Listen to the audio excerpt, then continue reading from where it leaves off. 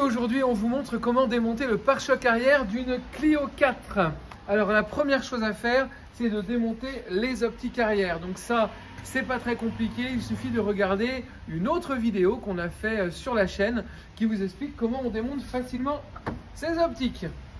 Une fois qu'ils sont démontés, ça va être essentiellement des vis en Torx T20. Il va d'abord y avoir une vis ici qui vous permet de dégager le garde-boue. Une fois que celle-ci est enlevée, vous allez avoir une vis qui traverse. Vous l'enlevez et vous pouvez déclipser, commencer à déclipser le pare-choc. Vous avez tout le long en dessous 5 autres vis en Torx T20 également. Et ensuite, vous allez enlever ce cache noir, donc qui est là aussi clipsé. Donc vous pouvez, comme d'habitude, utiliser des outils de déclipsage en composite pour ne pas abîmer la carrosserie. Et en dessous ce cache, vous trouverez, alors elle a déjà été enlevée, une vis supplémentaire à ce niveau-là. Vous êtes presque prêt à démonter le pare-choc. Reste une petite subtilité, c'est ce téton en caoutchouc, la butée du haillon.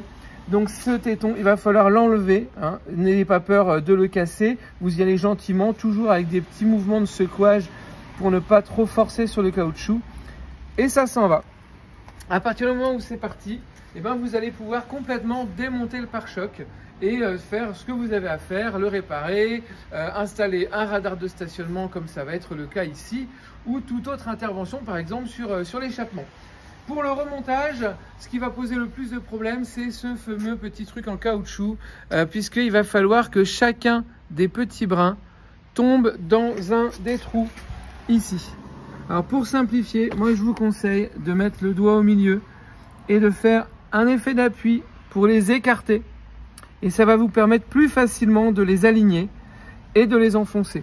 Vous pouvez également enduire cet élément-là avec du produit vaisselle, du WD-40 ou tout autre produit glissant. Ça va vous aider à bien le mettre, sinon vous allez vraiment galérer. Voilà, c'est la fin de ce tuto démontage pour pare-choc arrière de Clio 4. À très bientôt pour un nouveau tuto. Salut!